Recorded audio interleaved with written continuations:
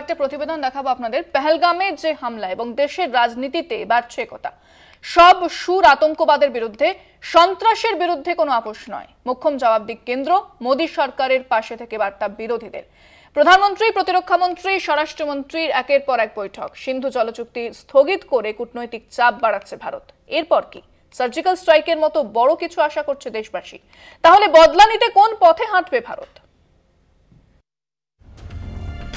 পেহেলগাঁওয়ে ভয়াবহ জঙ্গি হামলার পর সারা দেশে যখন শোকের ছায়া, তখন জাতীয় ঐক্যের বার্তা দিতে সংসদের বিশেষ অধিবেশন ডাকার দাবি জানালেন বিরোধী নেতারা।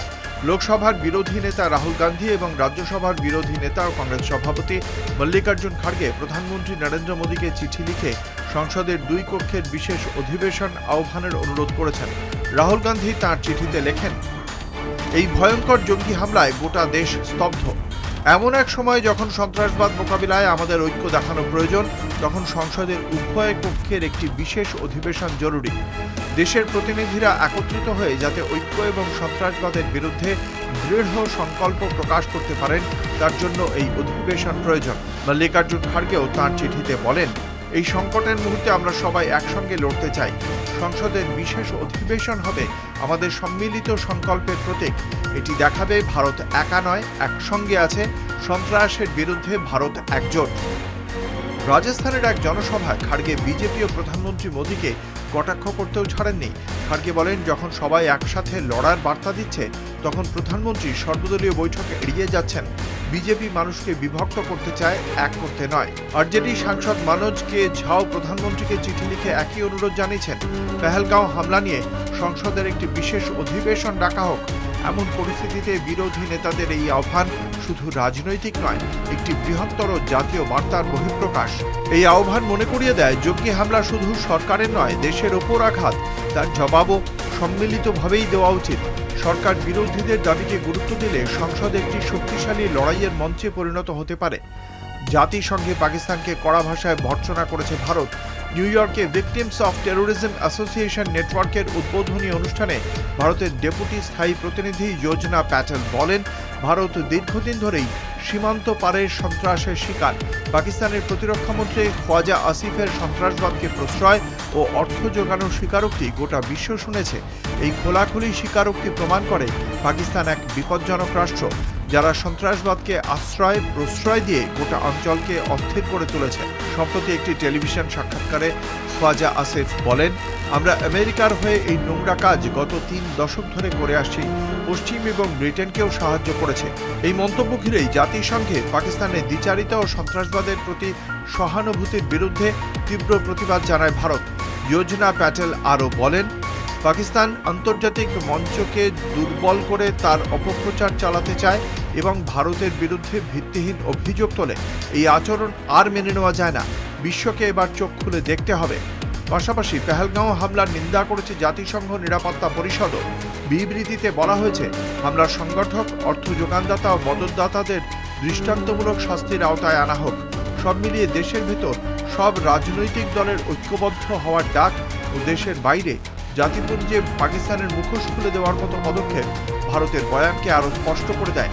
দেশের বাইরে হোক বা ভেতরে, জাতি, ধর্ম, বর্ণ নির্বিশেষে আপামর ভারত ও ভারতবাসী সন্ত্রাসবাদের বিরুদ্ধে লড়াই চালিয়ে যেতে প্রস্তুত। কলকাতা টিভি।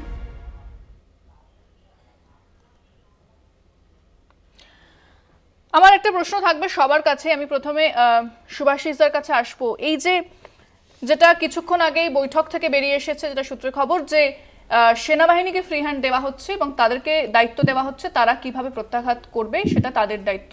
তাহলে এবার কোন কোন সম্ভাবনা থাকছে বা কোন পথে ভারত হাঁটতে পারে? প্রথমেই আমার যেটা মনে হচ্ছে যে 3 প্রধান যখন ছিল, মানে 3 জন আর্ম প্রধানকেই বোধহয় আমার দায়িত্বটা বলা হয়েছে, কারণ অর্ডারটা পরিষ্কার না পড়লে ঠিক বোঝা যাবে না এক্স্যাক্টলি কী বলা হয়েছে।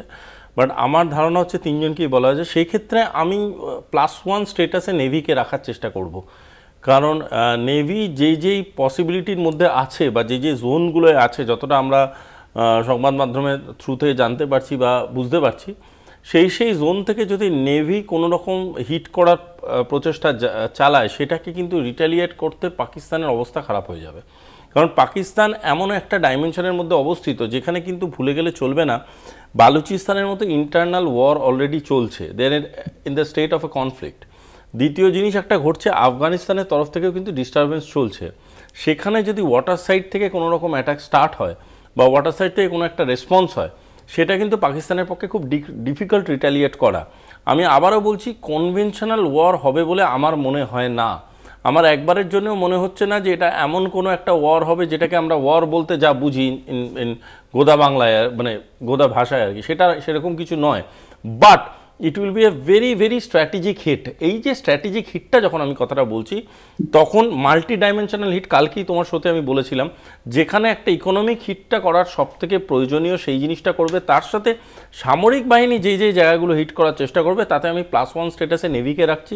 কারণ নেভাল হিট যদি পাকিস্তানকে করে, নেভির যা অবস্থান আছে পাকিস্তানে, তারা রেসপন্ড করার জায়গা খুব একটা নেই, এটা আমরা শিওরলি বলতে পারি। সেকেন্ড, যদি navy first hit successfully first আর সেকেন্ড হিট করে দেয়, তাহলে মেক শিওর যে যে 170টা টার্মিনালকে ওরা ধরেছে, মানে ইন্ডিয়ান গভর্নমেন্ট জানে যে এইগুলো হচ্ছে লঞ্চ প্যাডস, ওই 170টা টার্মিনালকে হিট করবে এয়ারফোর্স।